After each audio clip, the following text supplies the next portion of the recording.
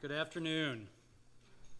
My name is Brian Cohen. I'm the Levine Family Executive Director of the Kraft Center for Jewish Student Life. Thank you all for joining us today. It's not my standard practice to be public about what is happening on campus, but I tried working with the university for months behind the scenes, and they have consistently failed to address the crisis on campus. Following my remarks, you will hear from students, as well as Adam Lehman from Hillel International, Ted Deutsch from AJC, and Linda Morels from UJA Federation of New York. We will take questions after our remarks. On most Friday nights, this room is filled with more than 200 students from diverse religious backgrounds and different corners of the campus coming together to celebrate Shabbat. This is one of the most vibrant campuses for Jewish life. It is sobering and disappointing that the reality for Jewish students on our campus necessitates today's press conference. But I am grateful for my colleagues and student leaders standing with me here today. The situation we are seeing on our campus and now dozens of other campuses around the country stem from decades of decisions by administrators that have slowly eroded campus climate. Unfortunately, it is going to take time to restore our universities to the values that they are supposed to uphold.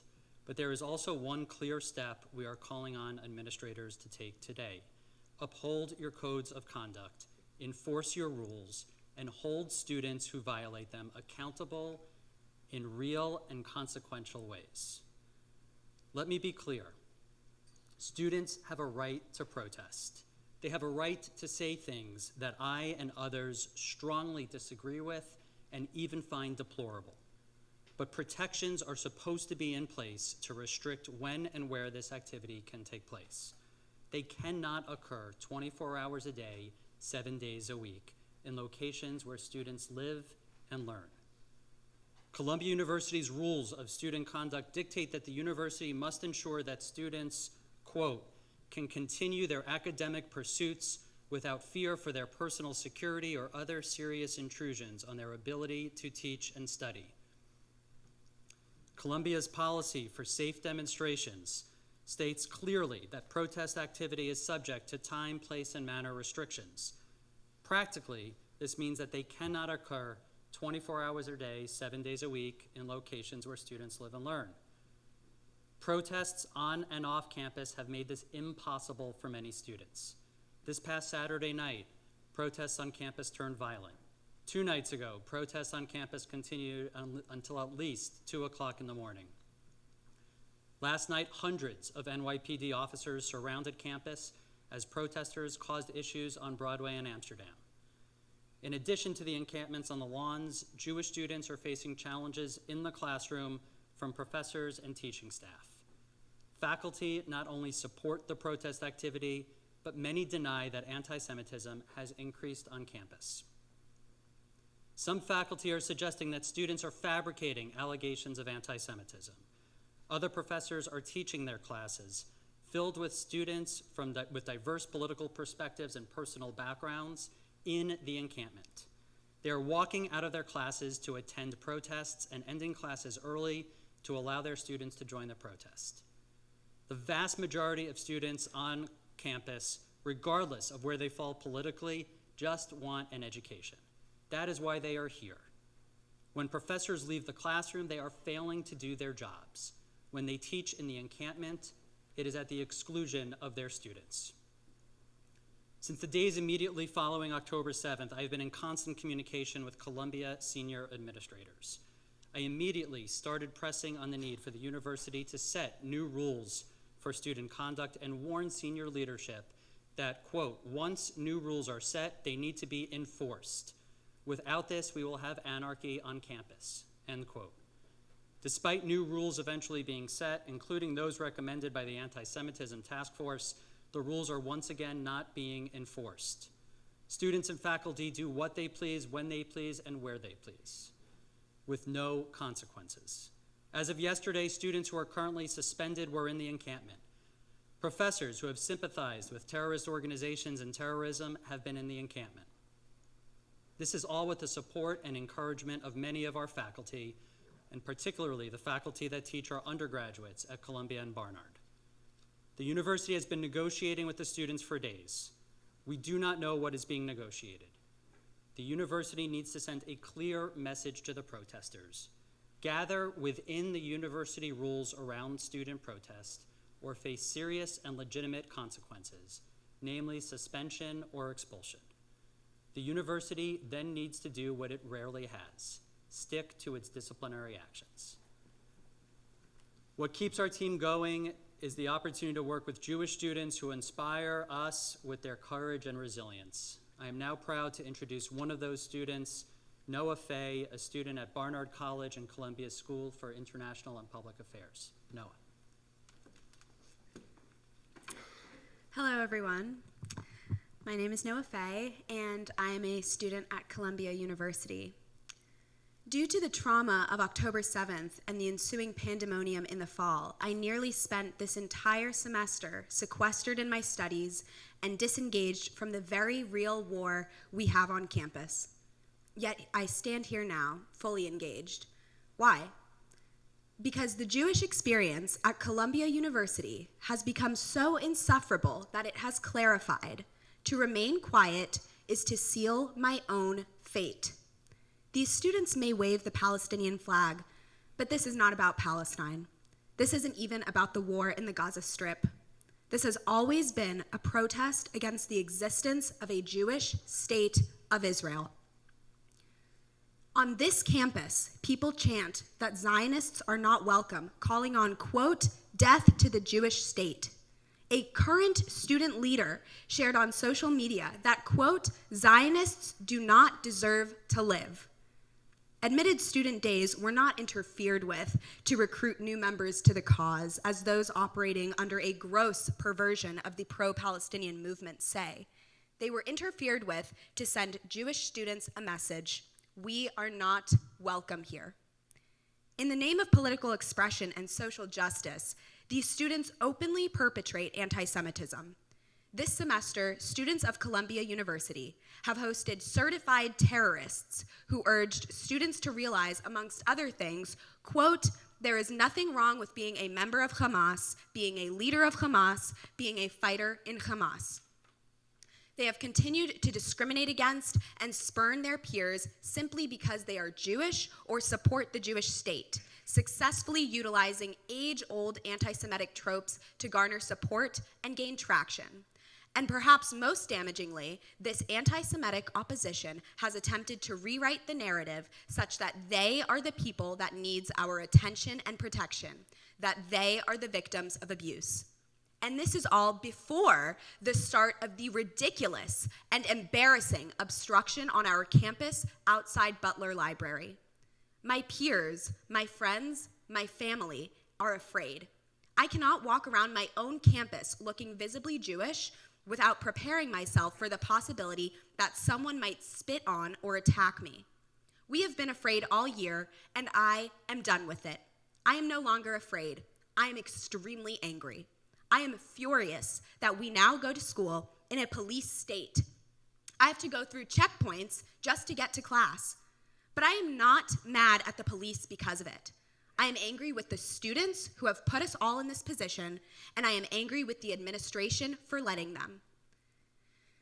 It is not my role to prescribe a solution to our school's administrative problems. I came to Columbia to learn, not to teach. As I have heard countless times that no one knows what can be done, however, I will offer my advice. To both my university administration and those around the country, help us, your Jewish students, protect ourselves. You know it is the right thing to do. Maya Angelou counseled us, when someone tells you who they are, believe them the first time. The students supporting terrorism, anti-Jewish and anti-American, have done so all year. We did not believe them the first time. I urge the administration, and everyone for that matter, to believe them now. No one is above the law. Arrest the students on Butler lawns who now eschew it, and discipline those that continue to call for the death of my friends and family.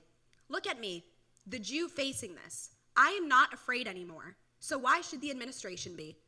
Deal with these anti-Semites, if only because we all know what starts with the Jews never ends with the Jews. We are all on the same path to destruction if we indulge this 1 second longer. Thank you.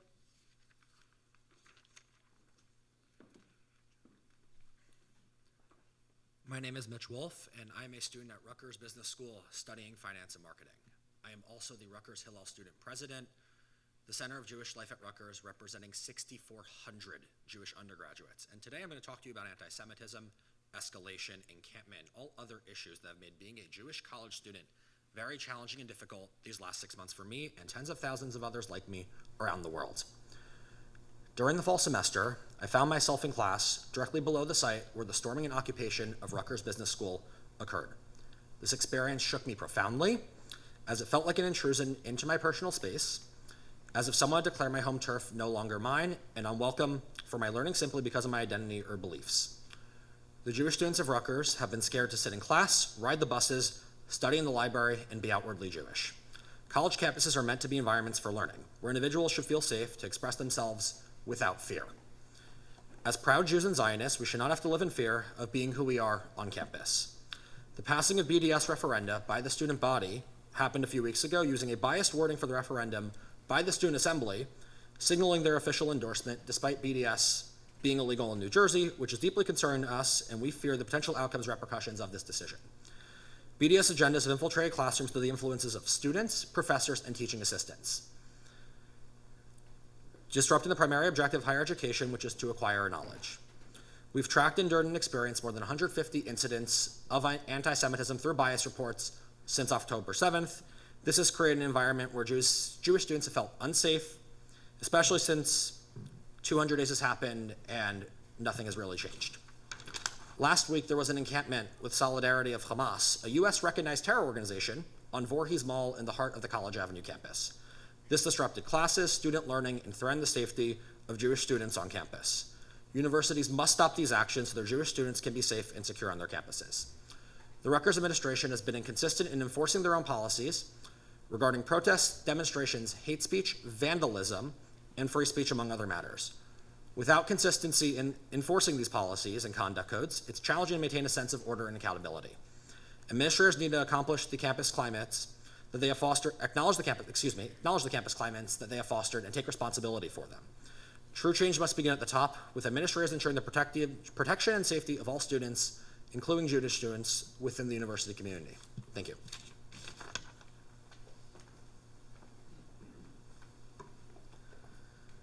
My name is Jillian Letterman, and I am a senior at Brown University, the former president of Brown Students for Israel, and the chair of Hillel International's Israel Leadership Network.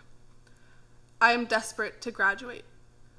The past 6 months have entailed daily intimidation, harassment, and isolation for Jewish college students. All of us have lost friends. All of our Hillels require constant police presence.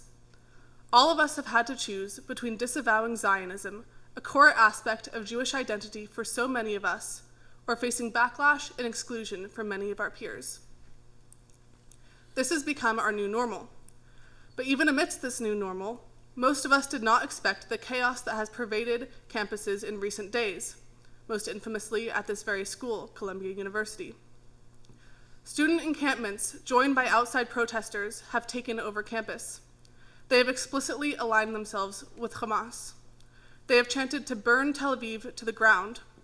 They have enthusiastically advocated for October 7th 10,000 more times. During these past several months, university administrations have faced a slew of difficult decisions about how to respond to campus activism. Let me be very clear, this is not one of them. Student protesters on campuses across the country are shamelessly violating university rules. They are preventing their peers from accessing communal spaces. Some are targeting and harassing identifiably Jewish students. These are blatant violations of universities' codes of conduct, not to mention basic morality. In this moment, we do not ask for unique protection, nor do we advocate restricting students' speech. We simply request that universities neutrally enforce their already existing codes of conduct.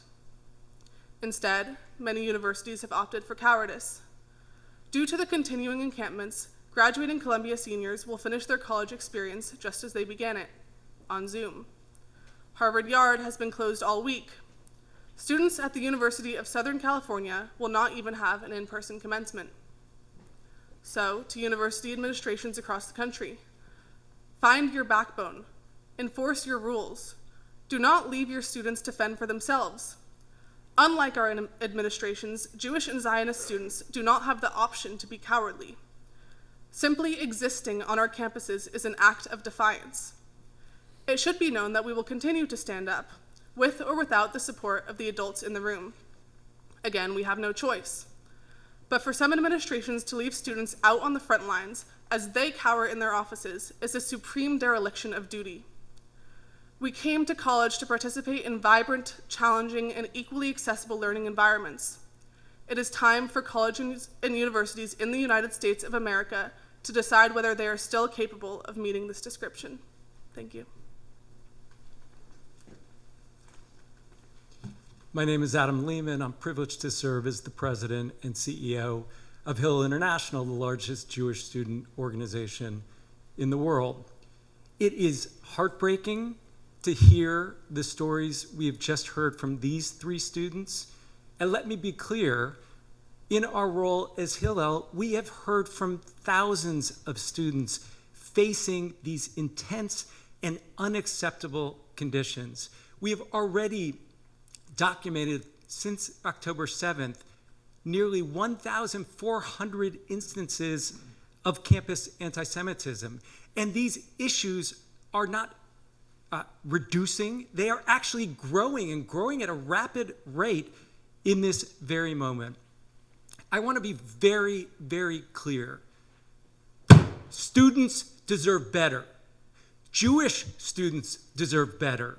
Israeli students deserve better. And all students deserve better. Students deserve an environment that is free from harassment, that is free from intimidation, that is free from physical assault. And we've already documented so many physical assaults, including just steps from this Columbia Barnard Hillel. We cannot have the level of chaos and anarchy that is impacting our campuses. And we should not be at all confused. As you have already heard, this is not an issue of free speech. For starters, we're talking about conduct. We're talking about the student at Yale who was stabbed in the eye with a Palestinian flagpole. We're talking about students down the road here who have been spit on. We're talking about students who, God forbid, show their Jewish identity publicly, having a kippah or other aspect of their identity literally ripped from their bodies. This is beyond unacceptable. And again, it is not about speech. Universities, if anything, have been more accommodating than they probably should be in terms of providing spaces for what is hateful, divisive rhetoric, and rhetoric that marginalizes and erases the identities of Jewish and Israeli students. But even with providing those spaces and opportunities for free speech, the groups that are creating these encampments and otherwise engaging in these aggressive protest tactics are running roughshod over even those reasonable opportunities as they continue to violate those restrictions of universities, which are clear in terms of policy. Universities have got to step up, and as you've heard from each of us, and enforce their policies. This is not complicated. Speaking to every university leader who may be watching or may see a recording of this, do your job. You are there to actually prevent the anarchy and chaos which we are seeing on far too many campuses. And your opportunity is simply to do what is right. Enforce your policies, enforce them in even-handed ways, but that may require expulsions, that may require suspensions. As we've seen, that may require bringing in law enforcement, but one way or another, we have to be able to depend on institutions of higher education to take back control of your campuses. Counter what has truly become cultish behavior with the call and response, and the way that it is embracing, in many cases, a culture of death rather than a culture of life.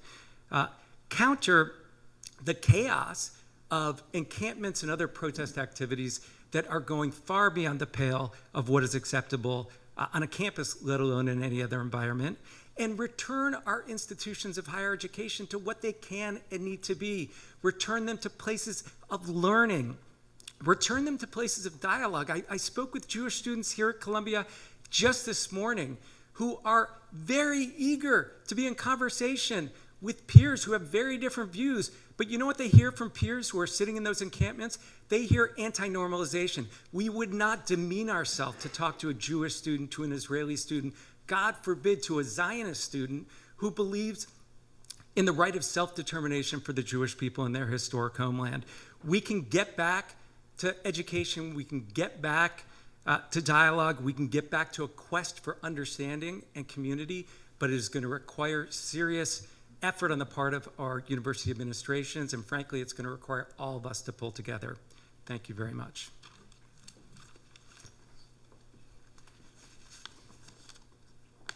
I'm Ted Deutsch, the CEO of the American Jewish Committee. There is a long and storied history of protests on college campuses.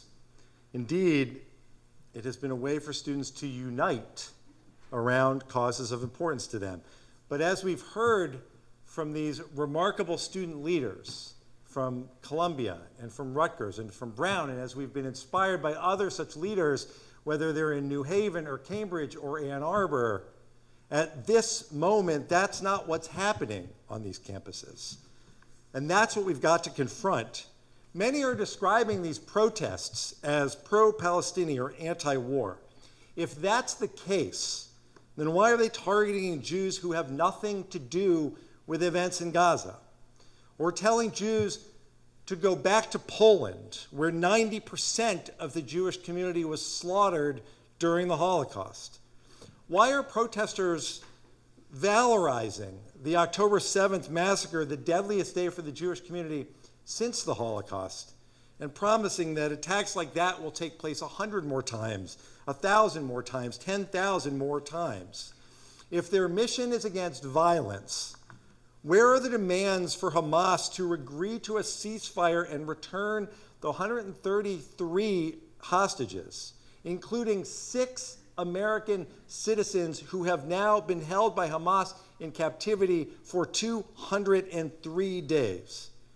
Well, the answer is simple. Because many involved in these protests are not pro-Palestinian or anti-war. They are pro-Hamas and they are anti-Semitic. Students are being attacked, harassed, targeted as part of these demonstrations, which are clearly against the university's longstanding rules, which students are made aware of as soon as they enroll. Rules including codes of conduct are there to keep students and faculty and staff safe. And when they are enforced, students and campus life can flourish. That's all we're asking for. When they're abandoned, as we've seen in far too many cases recently, the entire system breaks down.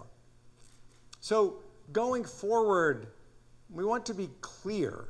We will not accept conditions that are so fraught for Jewish students that they rightfully fear attending classes or going to the library on campus.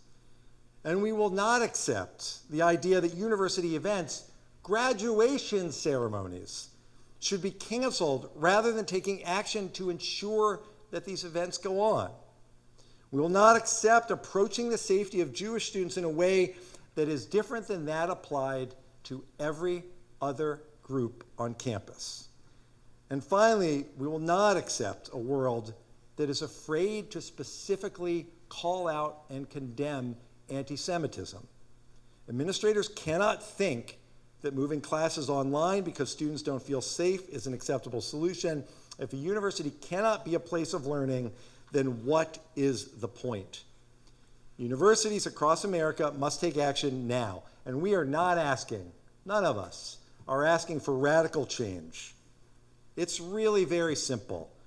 Number one, ensure the safety of your Jewish students. Your Jewish students cannot be sacrificed so that you don't have to enforce your codes of student conduct. Number two, evict outside agitators from your campus. And if the agitators are students, then enforce the rules and suspend them or expel them. And number three, remember that making campus spaces safe for Jewish students doesn't end, will not end, when the last encampment is shut down. It is an ongoing and it is a long-term process. Put a plan in place and stick to it. These challenges, let's be clear, these challenges will not go away when this semester ends. And finally, all of us offer to be as helpful as we can. Read AJC's action plan, consult with Hillel, listen to the students. We'll all help as much as we can. But understand this, we will not back down from defending Jewish students and creating the university culture that everyone strives for. One where everyone's voices can be heard without violence, without harassment, and without intimidation. And finally, a campus culture and a societal culture where there is zero tolerance for anti-Semitism.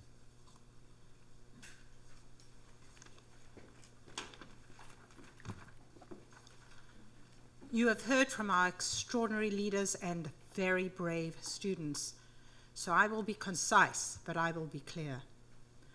I am Linda Morales, President of UJA Federation of New York, and we are proud to call Columbia Craft Center a partner, and we are honored to support this Hillel alongside the other 10 Hillels serving 20 campuses here in the New York area. Our Hillels are doing critical work right now, and we could not be more grateful. But today's gathering is about listening to the voices of students. When these wonderful, extraordinary, brave students tell us that they are unsafe, we need to hear that they are unsafe. Today, we have a very simple message to our university leaders. Simply put, our campuses must be a safe place for Jewish students. There is no place for harassment, for intimidation, and particularly for violence. Not on the quads, not in the dorms, and not in the classroom. And we are appalled by where we found ourselves today. We call upon our university presidents to reinforce their own guidelines and to ensure that students can walk on campus free of intimidation and free of harassment.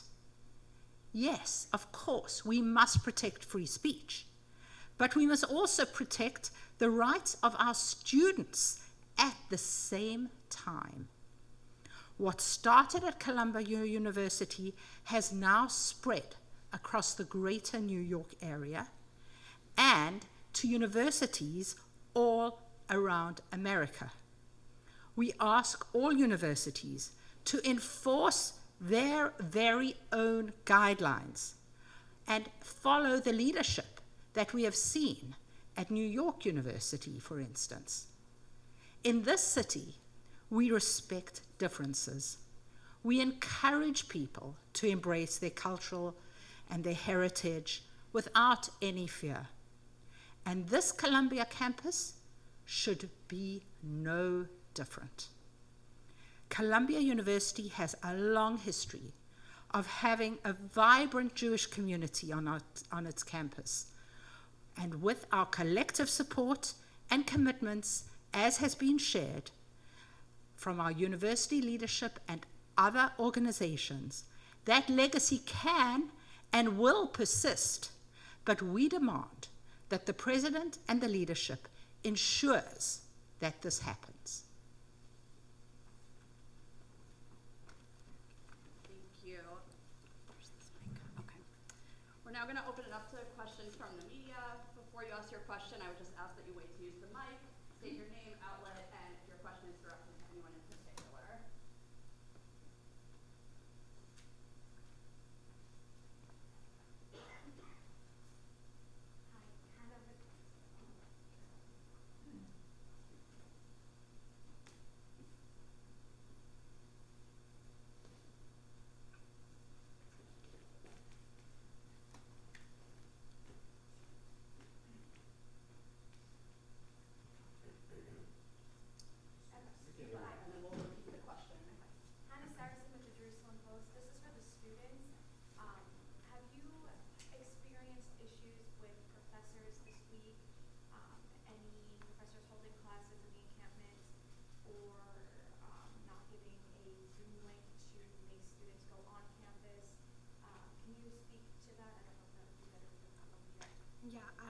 start? Yes, I can start by addressing that.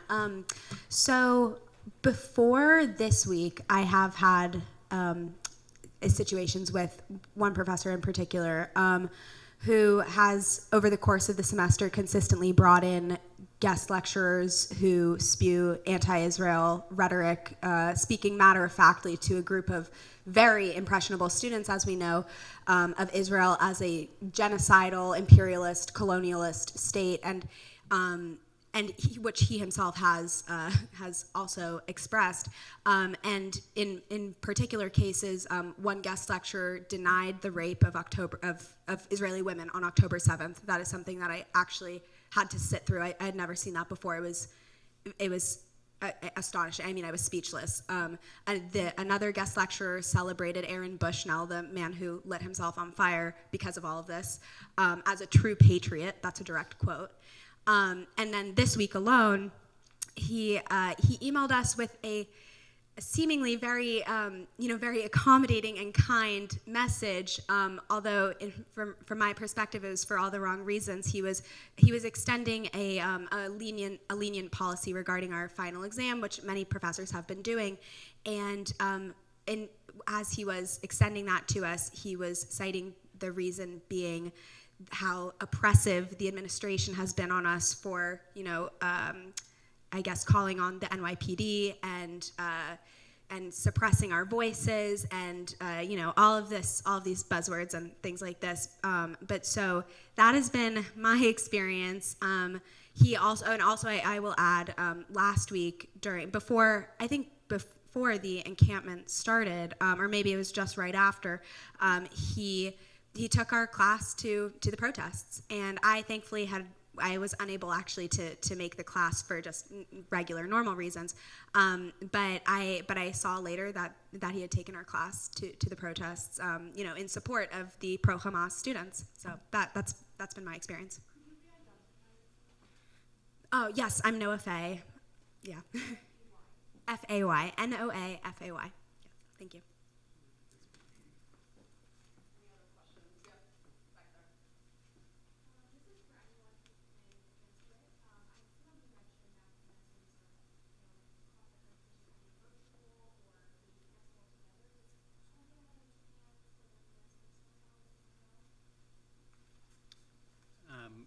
We know that the university is speaking and meeting about commencement plans. We have no idea what the latest is.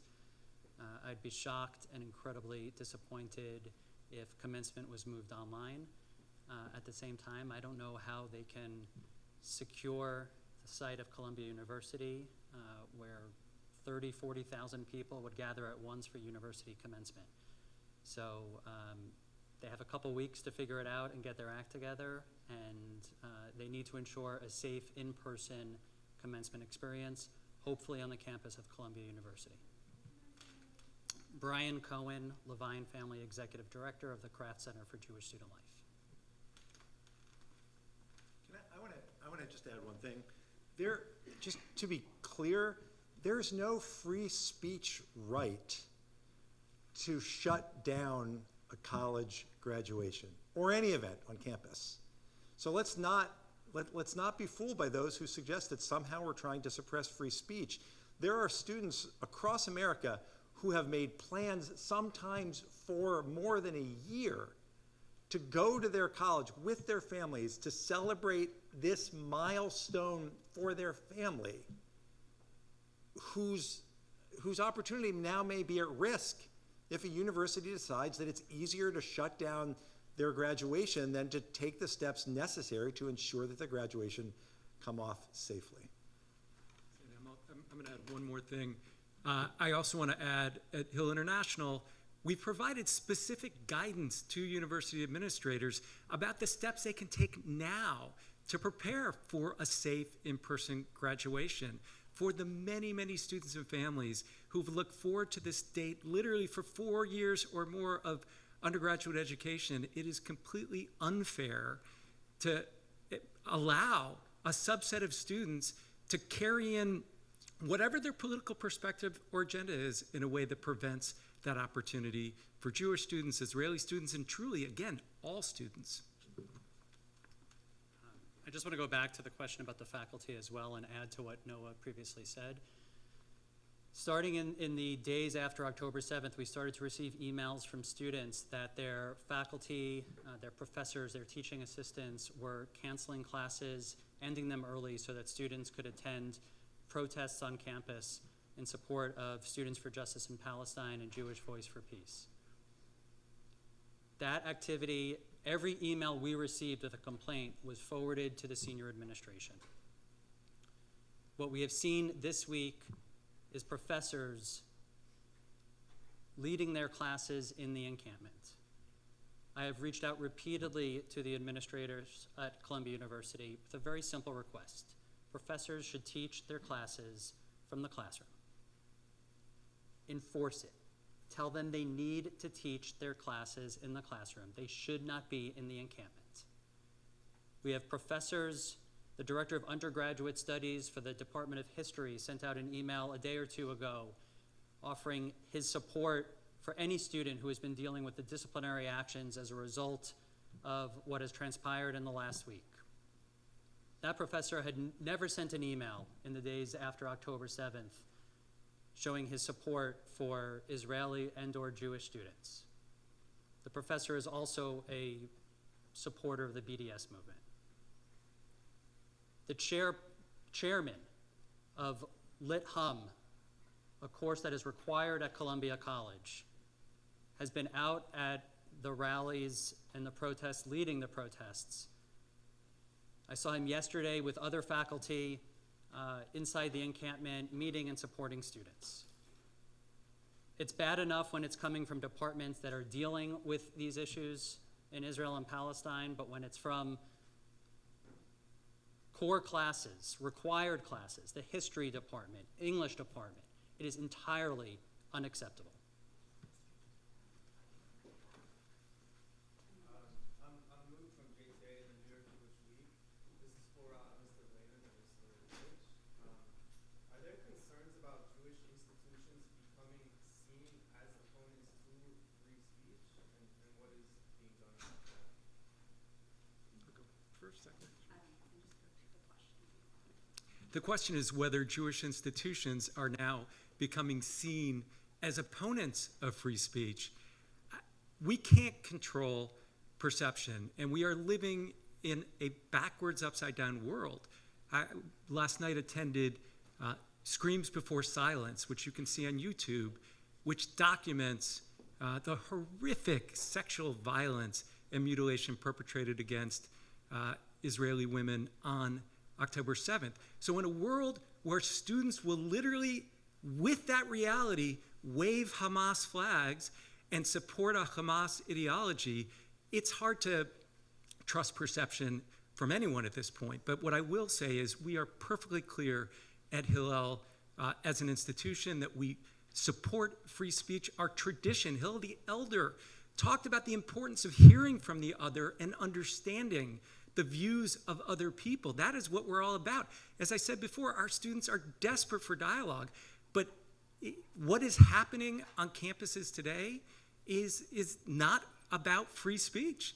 As I said before, it's about wrongful conduct. It is about assault. It is about intimidation. It is about targeted harassment. It is about running roughshod over time, place, and manner restrictions, which are specifically in place to enable free speech. So we cannot worry about criticism. We have to take care of Jewish students and all students who are bearing the brunt of these intolerable conditions.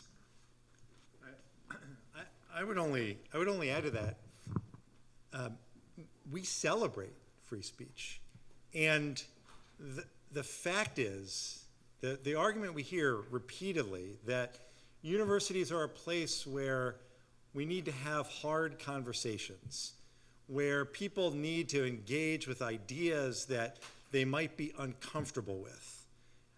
Those arguments are exactly correct. But when the debate that's taking place results in the intimidation and harassment and silencing of one part of that community, there is not free speech for everyone. There is free speech only for those who are carrying out this intimidating behavior, this harassment. In this case, those who since October 8th have been marching in support of Hamas terrorists. We care a lot about free speech. Unfortunately, those who are making this argument don't.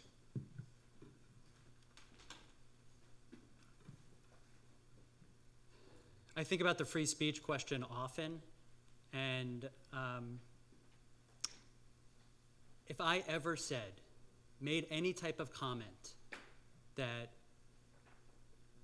somehow was in line with what has been said on campus by students and or faculty members, if I ever declared or even insinuated that a group of people should be killed, Zionists, anti-Zionists, queer, straight, it doesn't matter, I should lose my job immediately. Columbia University should ban me. That is what I would expect. So I believe in free speech, but it doesn't mean that people should not be held accountable for what they say, when they say it, where they say it. There is a time and a place.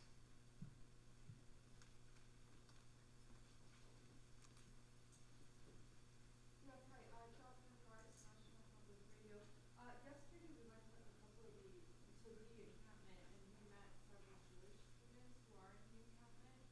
How do you respond to that? What do you say to those students who are Jewish and who are at the encampment?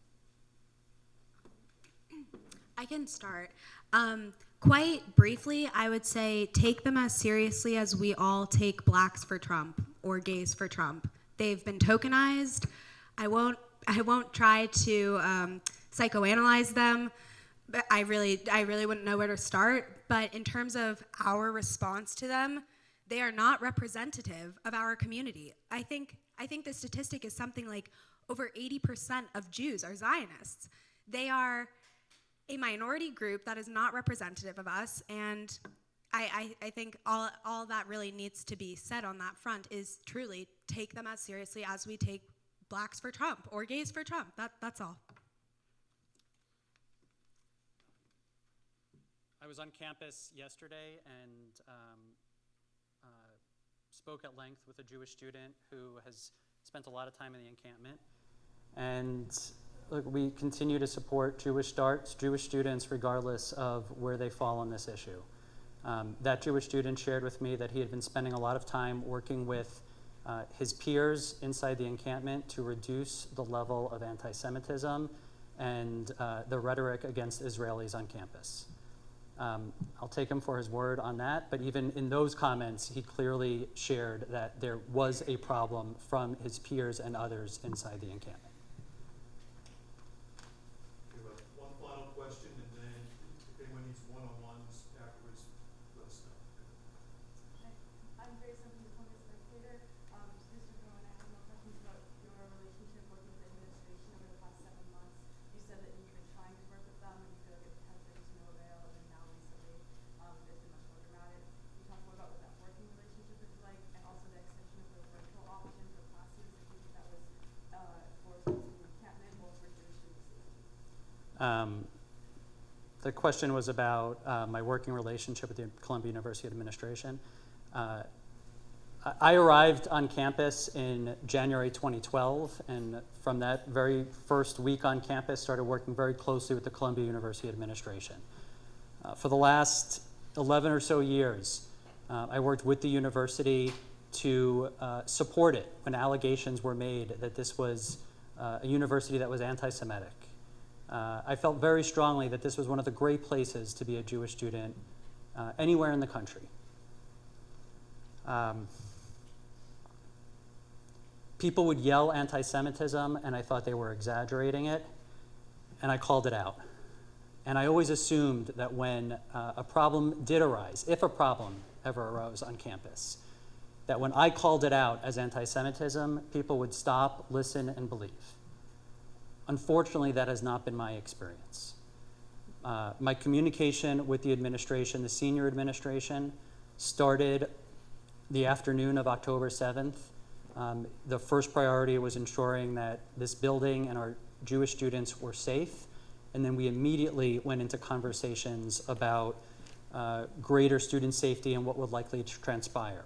I was involved in leadership calls of Columbia University on the night of Monday, October 9th and October 10th, where they were preparing for what was transpiring on campus. I was a vocal participant in those meetings, and since then had been meeting regularly, emailing, texting with senior administrators, asking them to take action. My two big requests early on were to meet with students most impacted by the war, to meet with a group of Israeli students, as well as a group of students from the West Bank, Gaza, and Lebanon, to ask them, what do you need? Your families are in danger. How can we support you? What are your academic needs, your financial needs, your security needs, your mental health needs? The vast resources of this university are at your disposal. It took 9 weeks for them to meet for the first time. My second request was simply to actually make their rules more nimble. I think at the time they required a 10-day waiting period for students to book and hold an event. It was unrealistic when we're at war.